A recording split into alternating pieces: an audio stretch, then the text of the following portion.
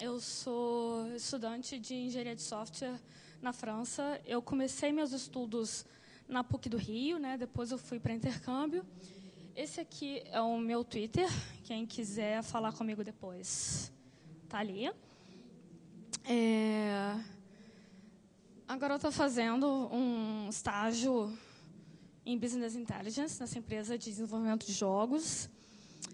E, no meu tempo livre, eu faço um monte de coisa com a linguagem Lua.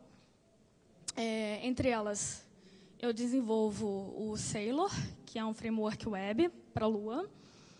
Eu participei já 2 vezes no Google Summer of Code com o Lab Lua, uma vez como aluna, e agora eu estou participando pela 2ª vez como mentora, então tem outros alunos trabalhando no meu projeto.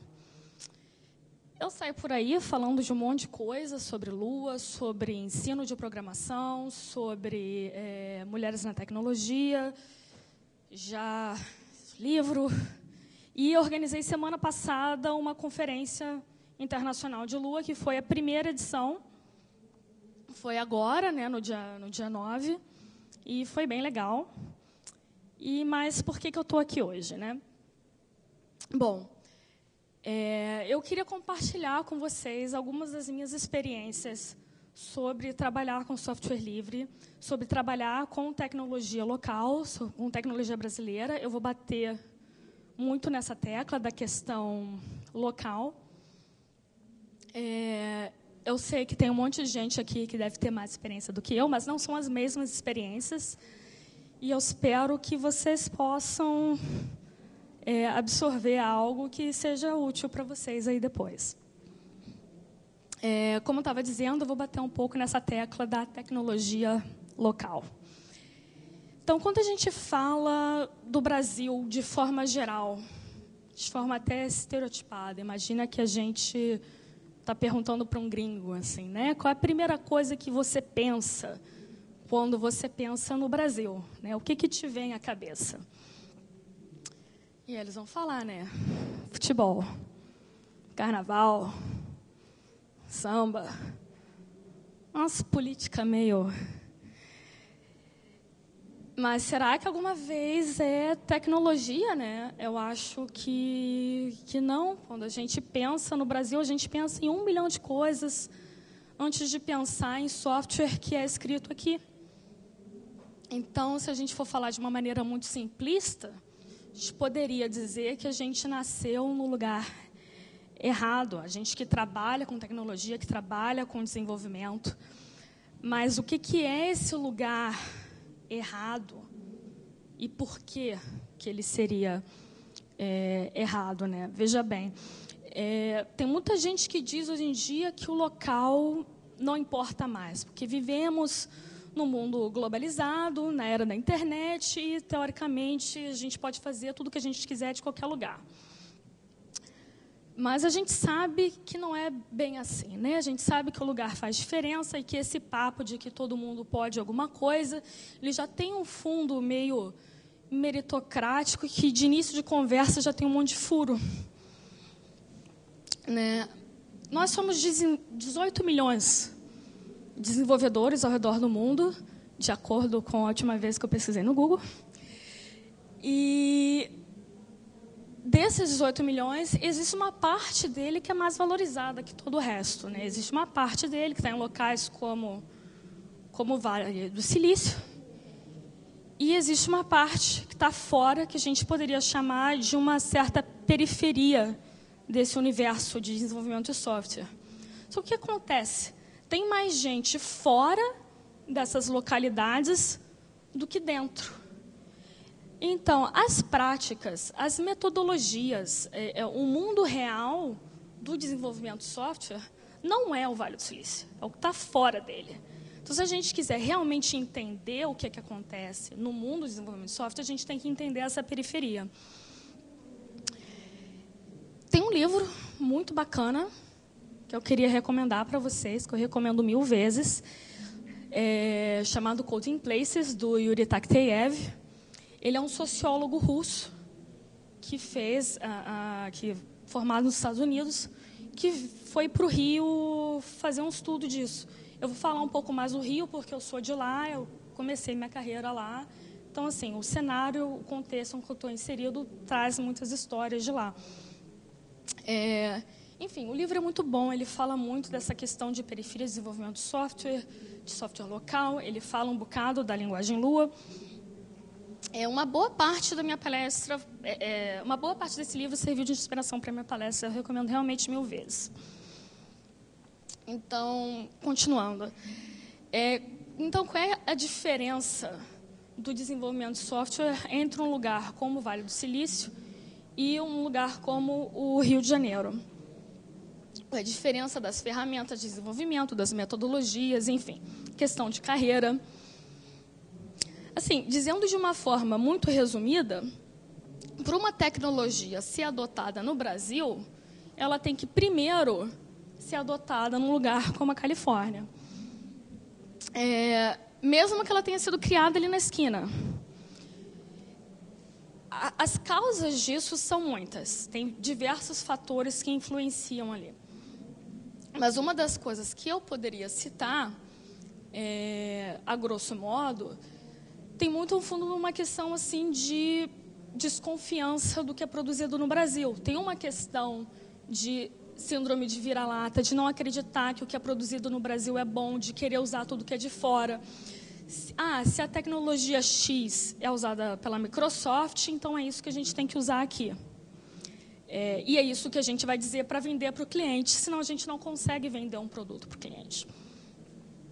Só que esse X que vem de fora, ele nem sempre vem com uma transferência de conhecimento. Ele não vem pensando no cenário local, pensando no hardware que a gente usa, na conexão que a gente tem, não tem, às vezes, documentação no nosso idioma local. E, enfim, uma série de fatores que geram vários problemas, que aumenta custo, que, enfim, tem várias dificuldades. Já no Vale do Silício, eles usam muito das conexões locais. Eles se aproveitam do fato que eles estão ali no fervo.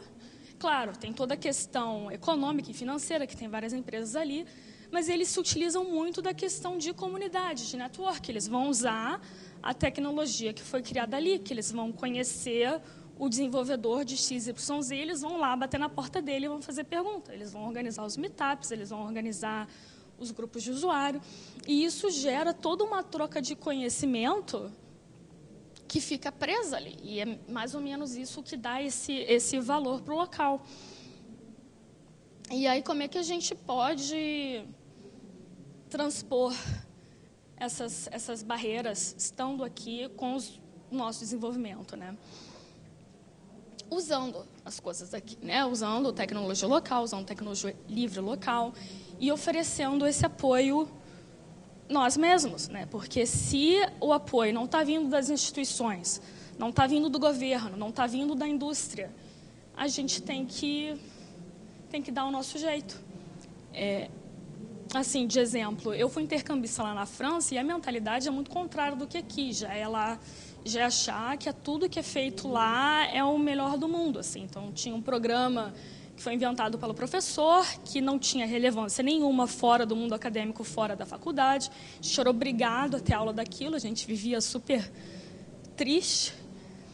E, enfim, para eles, dane-se, foi criado aqui, tem que usar, é assim mesmo. E já no Brasil era muito contrário. Tipo assim, eu estudei na PUC do Rio, que é onde a Lua foi criada, e não tinha uma matéria, assim, de Lua.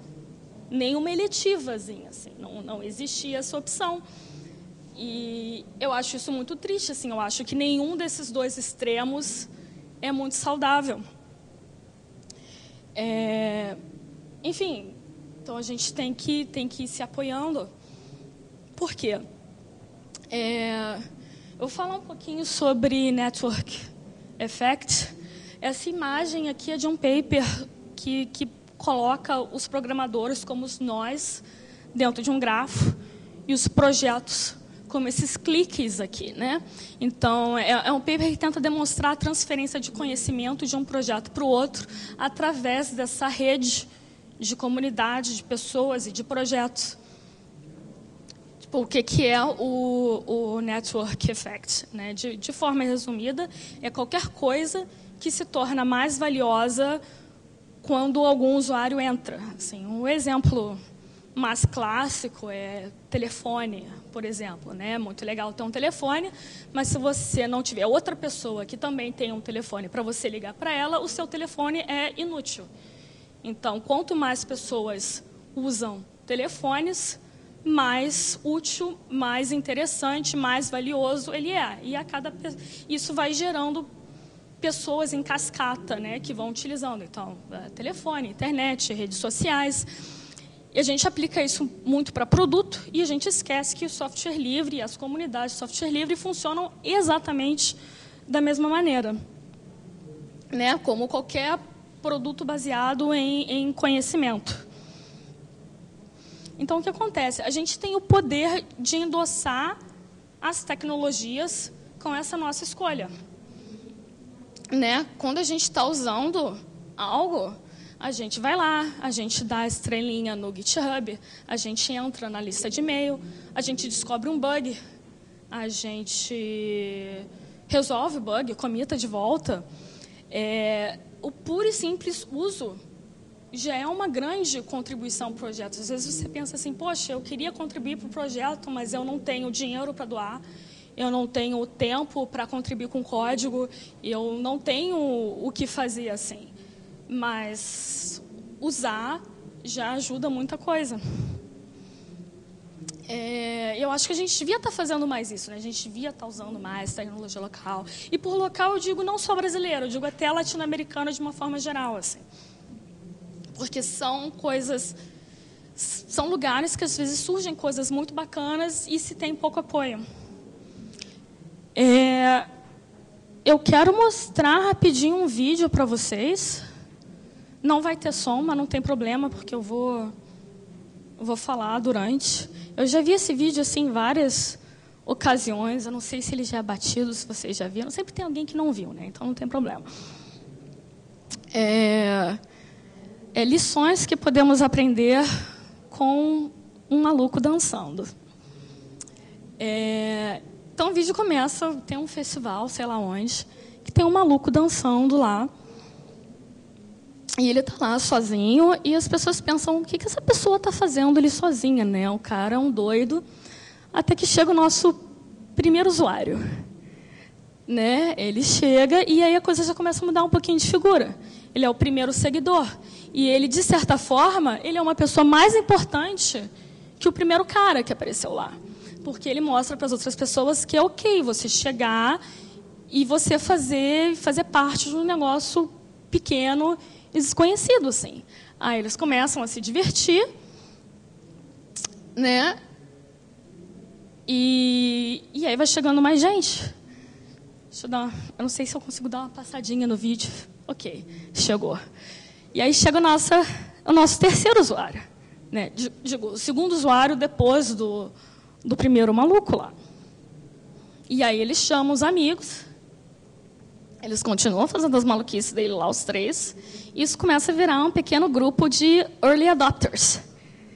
E a gente tem o nosso grupinho. Daqui a pouco chega e isso começa a virar um movimento. A gente está acostumado, às vezes, a contribuir para software livre grande, mas a gente esquece que todos eles começam exatamente assim. Então, honestamente, não tenham medo de ver um projeto pequeno e ficar pensando, será que eu vou chegar lá e não vou ter apoio? Porque é assim que as coisas acontecem. Se você gosta de uma coisa, vai lá e usa e vamos que vamos. Quando eu comecei a desenvolver o Sailor, né, que foi o framework que eu falei lá na frente, eu acho que levou assim uns 2 anos até eu ter um senso de comunidade ao redor dele, né? Eu comecei igual esse maluco aí, sozinha, fazendo uns troços que ninguém entendia, que ninguém dava mínimo. De repente apareceu uma pessoa, aí apareceu outra pessoa. E, enfim, agora já participamos de 2 Workshops of Code, já tem A lista de e-mail está cheia de gente, tem várias coisas acontecendo. Enfim, é muito bacana você começar os projetos e é muito bacana você se juntar a esses projetos locais e pequenos. Eu já falei de Lua algumas vezes aqui. Se eu conseguir passar o slide, vai ser bom. Acho que o meu apresentador morreu.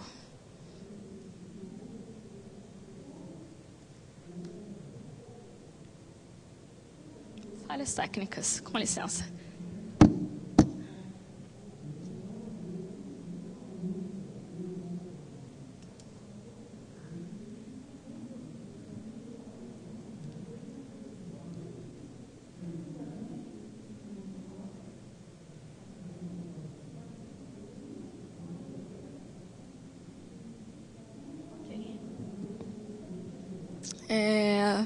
Então, como eu estava falando, eu tenho esse projeto, que é esse framework em Lua.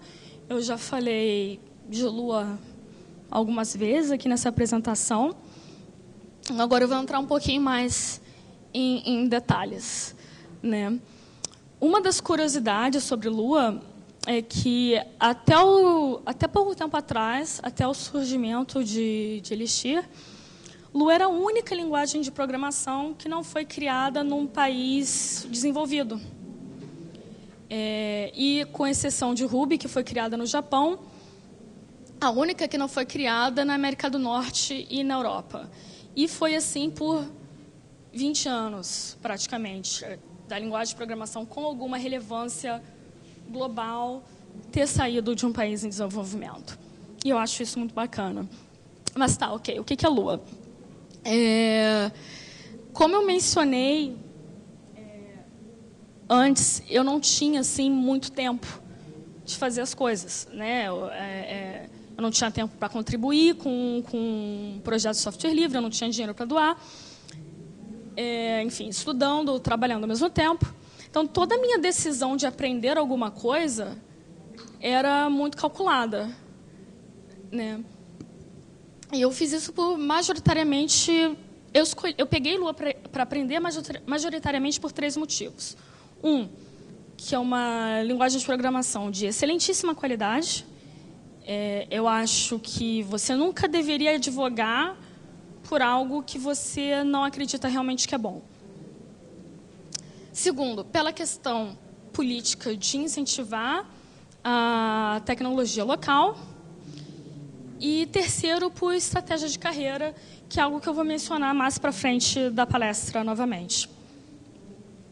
Então, voltando, o que é Lua? Então, Lua é uma linguagem dinamicamente tipada, então ela está ali na mesma categoria de outras linguagens de programação bem populares, né? Ruby, JavaScript, Python, PHP, Perl, que é criada em 93, ela não é exatamente uma linguagem nova, é uma linguagem multiparadigma, então você consegue usar vários paradigmas de programação nela, com várias features muito boas.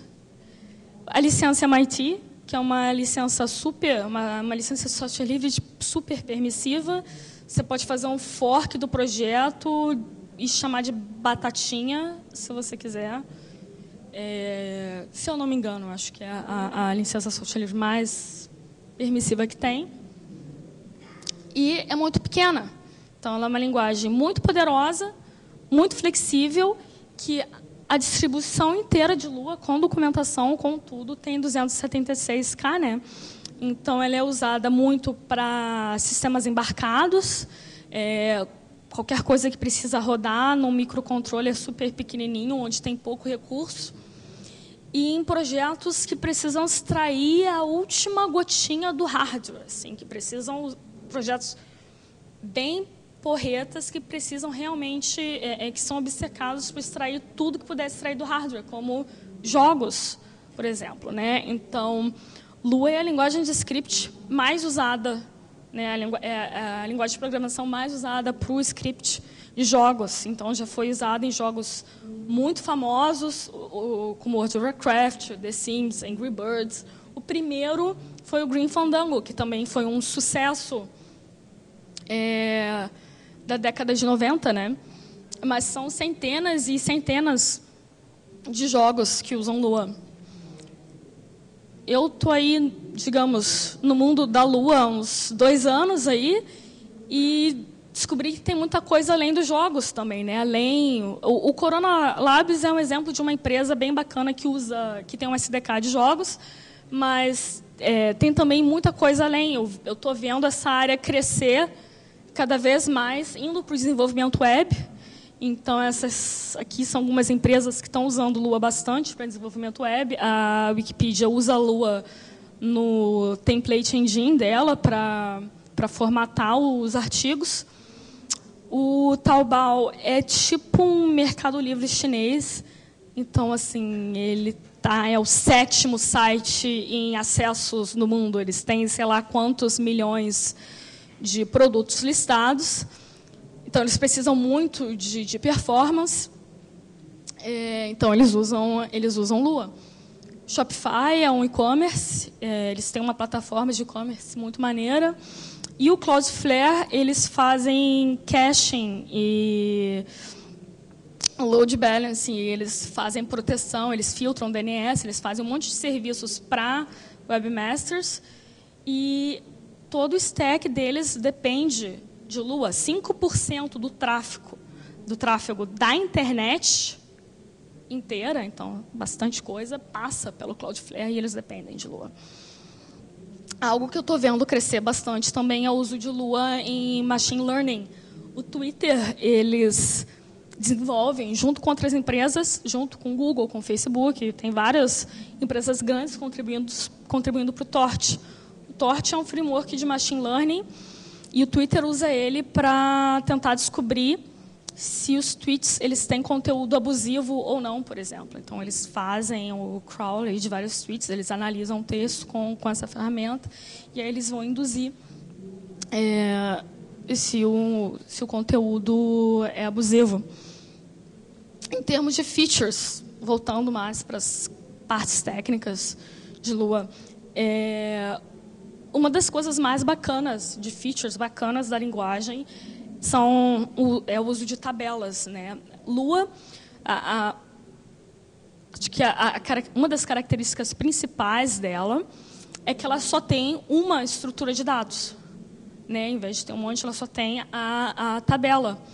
Isso soa um pouco restritivo, mas, na verdade, não, porque essa única estrutura que tem, ela é muito mais flexível do que se costuma ter em outras linguagens. Então, com as tabelas, com metalinguagem, com outras funções da linguagem, do tipo função de primeira classe, você poder passar as funções para lá e para cá, você consegue fazer muito mais coisa do que você conseguiria fazer, por exemplo, com um prototyping do JavaScript. Você consegue fazer operator overloading em Lua muito fácil. Você consegue implementar a sua própria orientação a objeto muito fácil. E ela também tem uma performance excelente, porque como você pode usar a tabela para tudo, como um array, como uma lista, como um objeto, ela, por baixo dos planos, ela é implementada como uma estrutura híbrida, onde tem uma parte array, que é igual a C, que não tem overhead dos índices nenhum, né, que é sequencial, e uma parte que é hash table, que ali ela vai associar qualquer coisa com qualquer coisa. E essa ideia de fazer essa estrutura híbrida, ela é uma ideia original da equipe que criou Lua. Nenhuma linguagem de programação tinha feito isso daqui antes. E isso tem uma performance excelente. Mas essa não é a minha coisa favorita sobre Lua. Minha coisa favorita sobre a linguagem é que ela é muito simples. Para vocês terem uma ideia, não dá para ler, tá? Se vocês não conseguirem ler, não se preocupa. Eu botei esse slide aqui só para vocês conseguirem ver. Essa é a biblioteca padrão inteira da linguagem. Então, assim, todas as funções, tirando a API-C, né? Todas as funções da biblioteca padrão cabem em um slide. Se a gente for comparar isso com alguma outra linguagem, talvez não seja muito justo comparar com o PHP, mas se a gente procurar na documentação do PHP, a gente digitar A, só as funções que começam com A gente tem 391, assim. E E isso é muito complicado. Né? Então, essa simplicidade de Lua, ela tem muitas vantagens, porque ela é flexível, ela é poderosa, mas, ao mesmo tempo, ela é simples. Então, Lua tem esse slogan, né, que ser simples é bonito.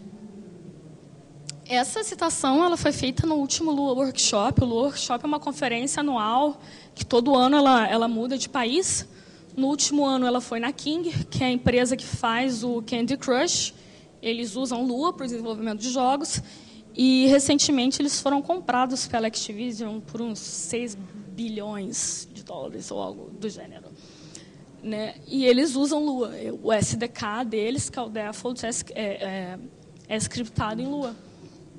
Né? E já que a linguagem Lua é uma linguagem tão simples, ela tende a te encorajar a resolver os problemas que você tem de forma simples.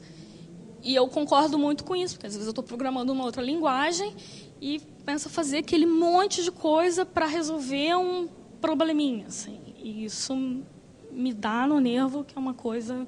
Enfim, e essa simplicidade, a implementação de Lua e o tamanho, como eu disse, isso tem um impacto enorme na performance. Lua é uma linguagem de programação super rápida. Né? A Lua tem 2 implementações. Tem a implementação original, que é desenvolvida na PUC, e tem uma implementação just-in-time, né? O Logit, que inicialmente ele é desenvolvido na Alemanha, que é super rápido. Isso aqui, essa coisinha aqui, é o mais próximo que você consegue chegar de ser puro, ainda sendo uma linguagem dinâmica, ainda sendo uma linguagem interpretada.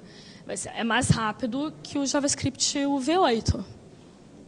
Então, assim, Lua é a linguagem interpretada mais rápida que tem. Aí você pensa assim, poxa, mas se Lua é tão bom, por que não é mais famosa? Assim, né? Eu aposto que tem muita gente que nunca ouviu falar de Lua, ou que já ouviu falar de Lua, mas não sabia que Lua é brasileiro, enfim. E isso vem muito da história de Lua. Né? Tem muita coisa que influencia nesse processo. A história de Lua é uma história enorme, né? Como eu falei, Lua não é uma linguagem necessariamente nova, ela está em crescimento assim, aos pouquinhos, né? Mas ela já tem uns 23 anos aí, né? Então, assim, a origem dessa história é que o Brasil teve uma época de reserva de mercado, né? Como se fosse um autoembargo. Porque acontecia, os computadores e o software em 1976 era um negócio muito caro. Então, assim, era um investimento muito grande. E tinha uma lei no Brasil que dizia o seguinte: a gente não vai comprar se a sua empresa não aceitar fazer também uma transferência de conhecimento, porque não adianta largar uma máquina aqui e depois ir embora. A gente vai gastar um dinheirão e depois não vai dar em nada. E nessa, várias empresas se recusaram e não rolou contrato, enfim. E com essa reserva de mercado, a gente não podia comprar qualquer máquina, qualquer programa.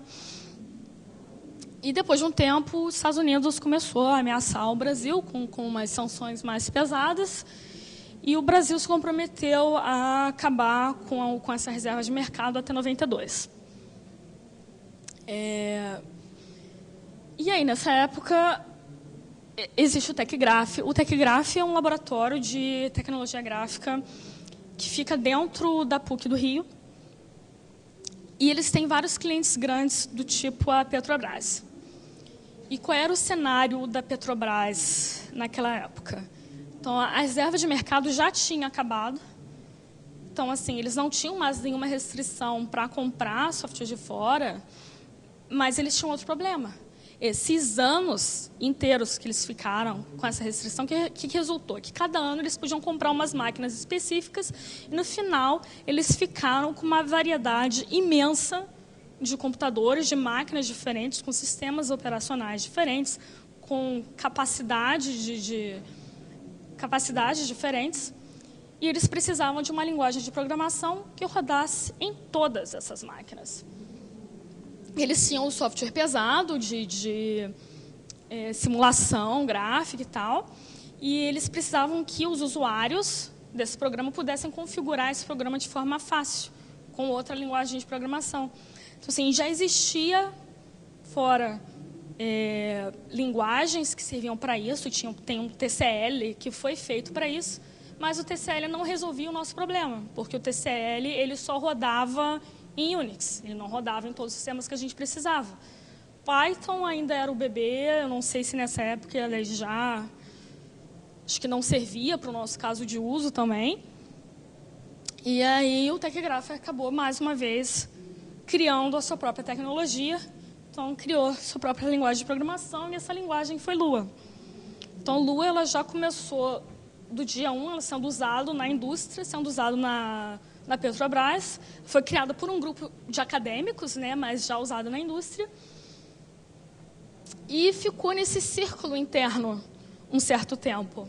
A forma como Lua fez esse crescimento, na verdade, foi muito por acaso. Não, assim, acaso também não foi, mas assim, foram uma sequência de situações.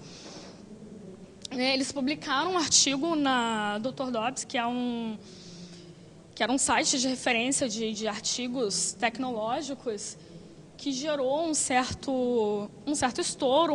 Esse artigo chamou a atenção do Brett Moglievski, da LucasArts, que acabou fazendo o Grim Fandango usando Lua, foi o primeiro jogo a usar. E depois ele contou a experiência dele num GDC, que é o Game Development Conference, eu acho. Enfim, no meio do fervo. Então, assim, no meio da Califórnia, uma conferência enorme de desenvolvimento de jogos, veio alguém da LucasArts, eles estavam contando algum problema, e ele levantou a mão assim, por que vocês não usam Lua? E ninguém conhecia a Lua. E ali, num instante, assim, vários programadores, né, ficaram sabendo dessa linguagem de programação nova. E daí, Lua foi crescendo. O primeiro livro foi lançado em 2003. Em 2008, Lua foi a linguagem do ano pelo ranking da Tilby. Ela chegou no topo, que Lua já chegou em 2011. Foi meio que a época de ouro de Lua com o desenvolvimento de jogos. Agora ela está fazendo esse retorno com web, com machine learning, continua sendo usada em jogos. E só em 2015 que foi lançado o primeiro livro em português. Então, é aquilo que eu falei, antes da tecnologia ser adotada aqui, então, assim, até hoje, Lua é mais conhecido fora do Brasil que dentro do Brasil. Então, Lua está fechando esse círculo de começar a ser conhecido aqui agora.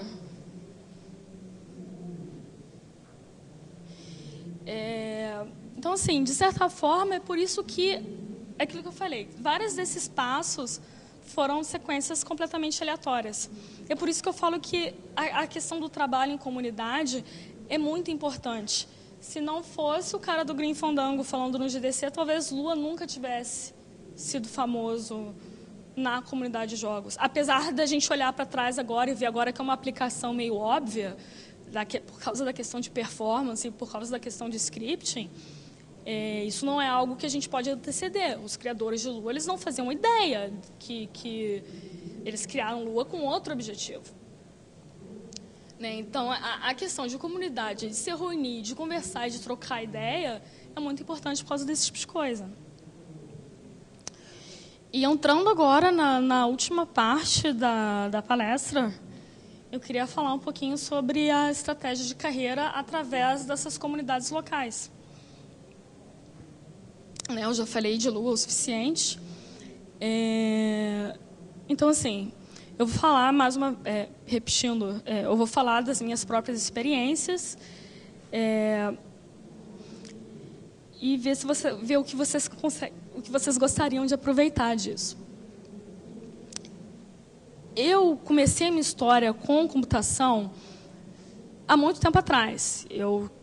Quando eu tinha 12 anos, eu fazia template para blog, não sei o quê, mas eu nunca encarei isso de forma séria, nunca foi uma questão profissional assim, para mim. Eu tive várias barreiras na minha carreira.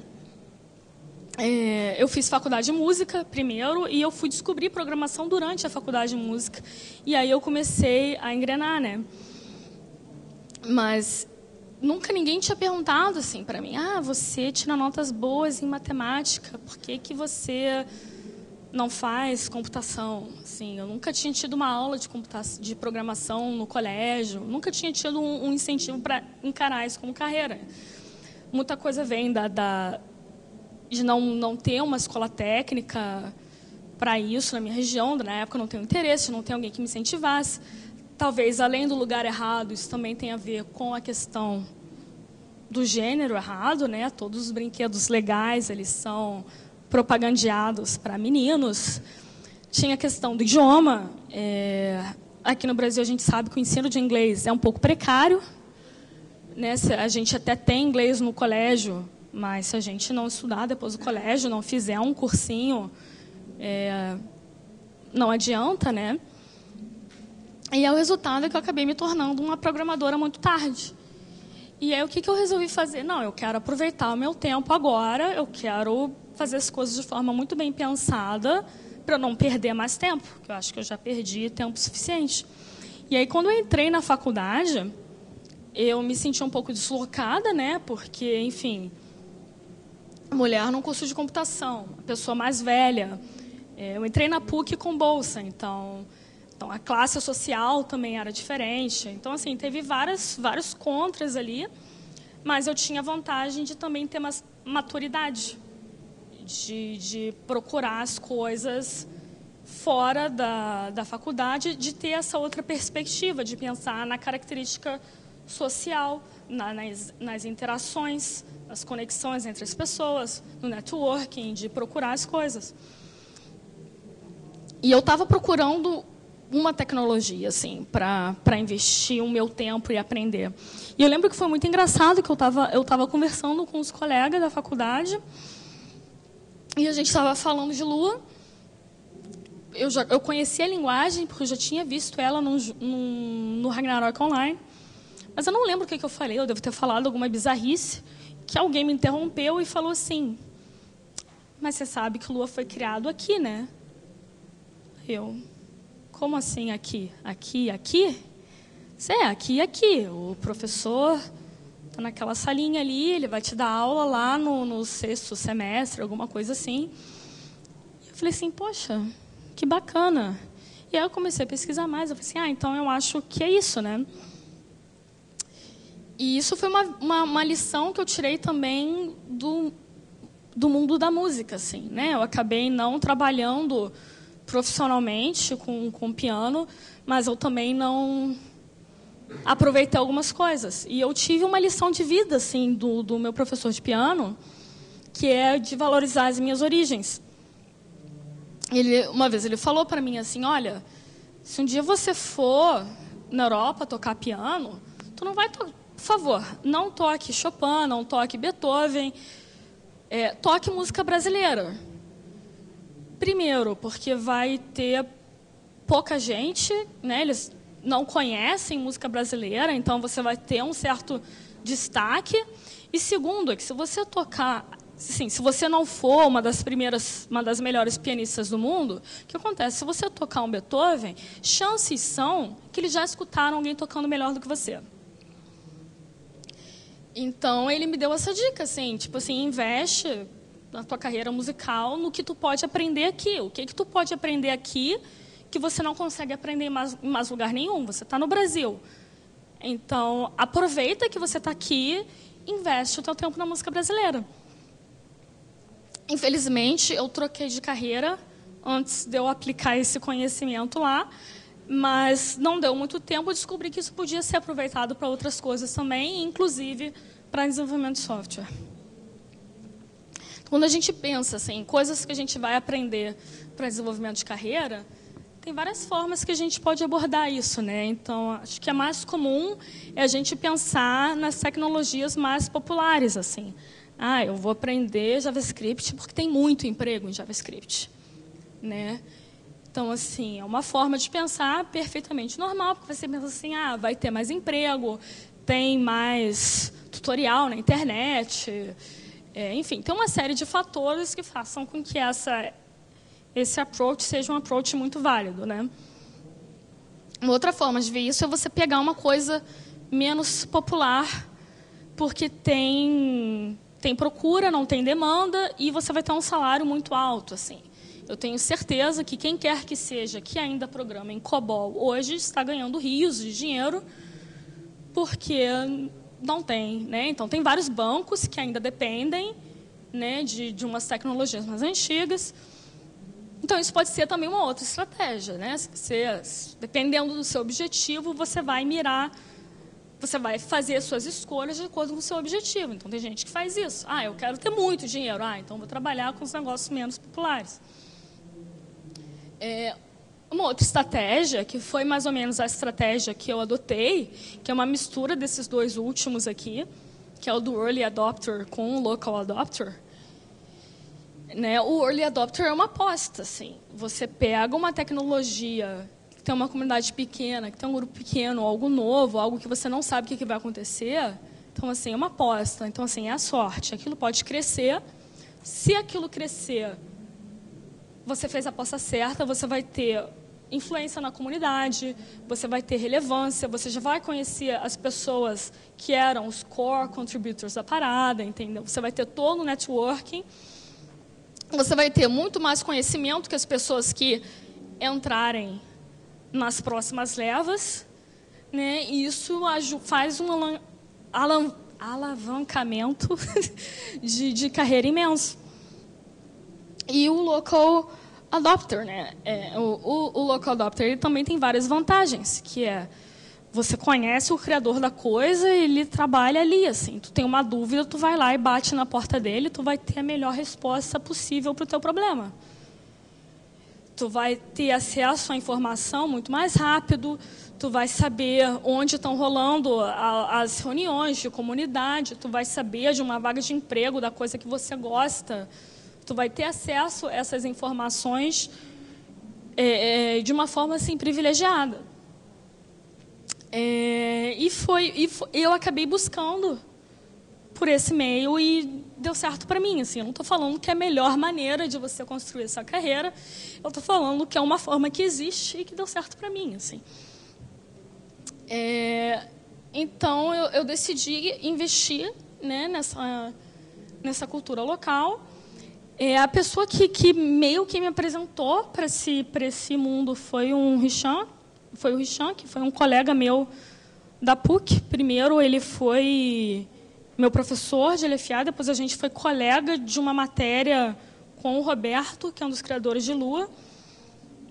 E eu me lembro que, numa conversa com ele, no ônibus, indo para a faculdade, assim, eu falei assim, ok, então eu vou aprender a Lua, vou fazer isso. Ele falou assim, tá, mas se um dia eu fizer algum programa em Lua, eu vou chamar ele de Sailor e eu vou botar as referências de Sailor Moon em tudo que é parte do projeto. Assim, era o meu objetivo, assim, na época. E, enfim, e acabou que deu certo, né? Eu acabei conhecendo o pessoal do Labelua através dele, ele é aluno de doutorado com o Roberto, que é um dos criadores de Lua. Eu conheci a galera que trabalha no laboratório. Quando eu tinha algum problema, eu podia ir lá bater na porta, enfim, eu podia mandar mensagem para ele, eu conhecia o pessoal. E isso foi muito valioso para mim. E foi com esse pessoal que eu acabei tendo a maioria das minhas ideias. Assim. Nada do que eu fiz, na real, é original. Foi conversando com as pessoas que alguém deu uma sugestão, que alguém fez uma crítica, que alguém teve uma ideia que ninguém queria colocar em prática. Eu falei assim, então, ok, me dá que eu faço. E aí está mais uma vantagem dessa questão de trocar ideia em comunidade, né? E foi assim que eu fiz o Sailor. O Sailor, na verdade, ele foi o meu projeto de aprender Lua. Eu não sabia Lua quando eu comecei a fazer ele. Né, eu cheguei e falei assim, ok, vou fazer um projeto em Lua, já tinha o nome. E aí eu comecei a fazer. E 10 dias depois, com a pressão psicológica do Richan, da galera do Labelua, eles falaram assim, abre o código disso e bota online. Eu falei assim, não, tá feio, né? Acabei de começar, não, deixa eu esconder isso. Eles falaram assim, não, bota lá. Aí eu botei no GitHub, postei na lista de e-mail do Lua, postei no Reddit e tal. E foi aí que o negócio mais estranho aconteceu. que as pessoas gostaram. Eles chegaram e deram várias ideias, fizeram várias perguntas, fizeram pull request, faziam críticas, reportava bug. E aí esse negócio ele foi crescendo. Assim. Então, um projetinho, que era o meu projetinho bobo de aprender um negócio, assim, eu não tinha a menor pretensão de fazer um projeto de verdade, assim, né? Até porque fazer um framework web é um projeto meio kamikaze, né? Mas as pessoas foram surgindo, o negócio foi crescendo e, enfim, aí está aí hoje com várias coisas acontecendo, participando do Google Summer of Code e tal, então estou bastante feliz.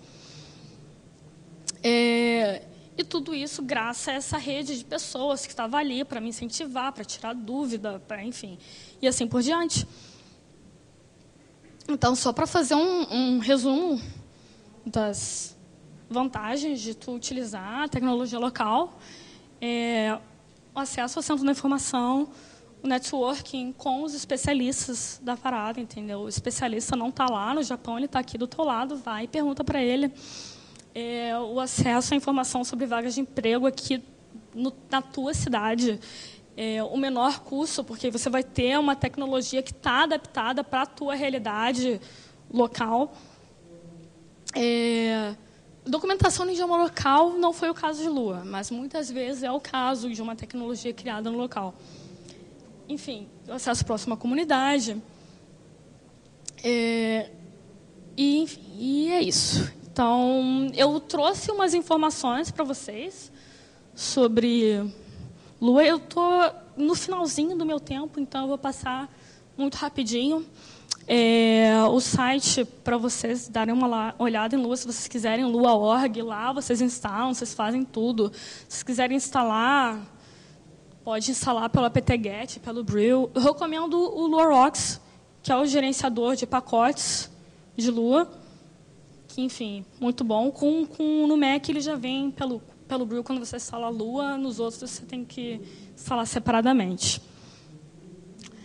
Tem uma cambada de ferramenta bacana. Esses slides, esses links aqui, vocês não precisam anotar agora, não, que eu postei. Eu acho que eu já postei os slides, eles estão lá no meu Twitter. Se vocês quiserem, deve ser o último ou o penúltimo tweet. Eu já fiz o upload, e aí vocês podem olhar os links com calma dessas ferramentas aí. Mas tem muita coisa maneira. Tem muito projeto muito interessante em várias áreas que estão usando Lua. O ILU é um projeto, o ILU e o NodeMCU são projetos de microcontroladores, computação científica, a estrelinha ali, é o Torch que eu falei, que é usado em Google, Facebook, Twitter. Desenvolvimento de jogos, tem o Corona, tem o Love, é muito legal também. De desenvolvimento web, tem o OpenRest, que é uma distribuição do Nginx, que é super rápida, muito boa. Tem o Sailor, se vocês quiserem aparecer lá, na estrelinha do GitHub, aceito, para fazer por request, aceito também. Aparece lá.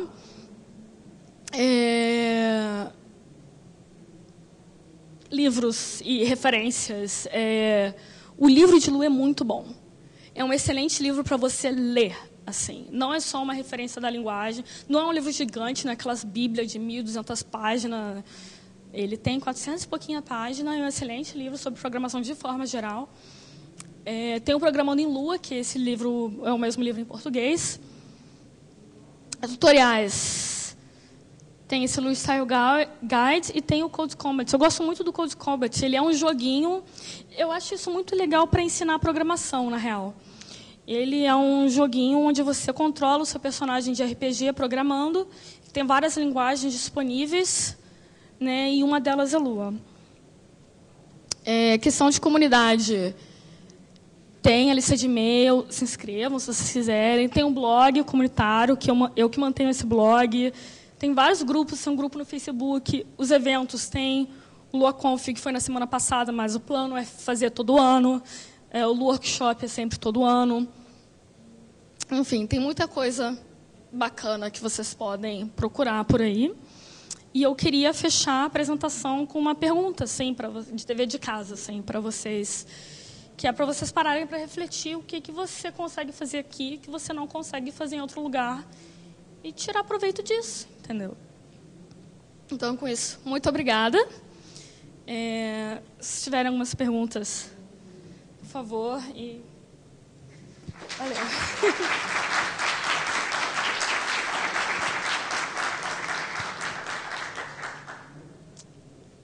Alguém tem perguntas? O pessoal está tímido hoje. Como faz? Se eu levo o microfone, tem outro microfone?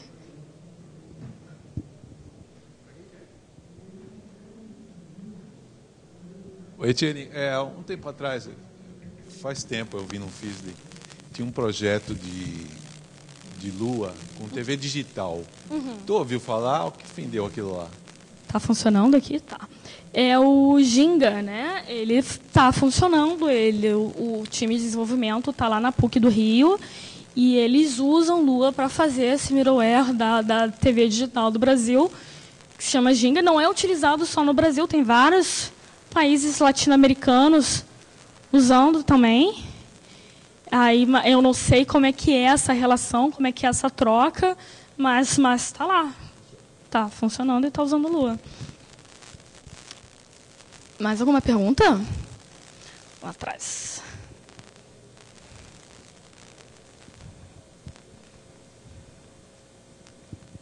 Como nós vimos aí você falando que a origem do Lua foi para processamento gráfico, né? E isso foi uma das justificativas para se usar a Lua com os jogos. Bom, a gente já consegue imaginar que pode surgir alguma coisa aí, um motor de jogos, um engine, utilizando a Lua como base, né? Você sabe alguma coisa assim relacionada a isso? Então, tem vários, né? Deixa eu voltar aqui. Tá, desenvolvimento de jogos. Todos esses daí, eles são engines, eles são SDK de jogos. O Corona, ele é uma empresa que está por trás, né? O Love 2D, ele é software livre. O Default é o engine criado pela King, que eles usam para fazer o Candy Crush e os outros jogos dele, mas, se eu não me engano, é aberto. Enfim, tem vários. Esses são só alguns, mas tem vários engines que usam. Então, essas engines aí, a maioria 2D, né? Elas trabalham com suporte, né, à Lua. E não como criadas a partir de Lua, né? A engine com motor de física, colisão, enfim. Então, assim, a vantagem do Lua é que ela é criada para você embarcar essa linguagem num programa maior e fazer essa ponte entre as duas linguagens. Onde Lua brilha é essa conexão entre uma linguagem e outra. Então, você vai ter um programa maior, precisa compilar, escrito em C, escrito em C++, um negócio mais parrudo, violento, para lidar com o processamento, e o Lua em cima para você trabalhar isso de uma forma muito mais agradável, né? Porque você escrever em C++, dependendo, é um parto, né? Enfim, e aí você também talvez vai querer pessoas que não tenham uma certa afinidade com essa programação. Então, você vai ter, por exemplo, um designer de jogos. Ele, às vezes, não é um cara que saca das paradas baixo nível, né? Mas ele precisa trabalhar com a linguagem, ele precisa pegar aquele software e modificar de acordo com o que ele quer. Né? E não só jogos funcionam assim, o desenvolvimento web também funciona assim. A gente esquece que o servidor ele é um programa que está por baixo do site, né? Então, várias áreas elas vão funcionar assim, com programas comunicando entre si, com uma linguagem de base e uma linguagem por cima. Entendi. Obrigado. Eu acho que a gente estourou o tempo já, que a galera do Outra Palestra chegou. Muito obrigada. Passa os slides para esse pendrive para mim.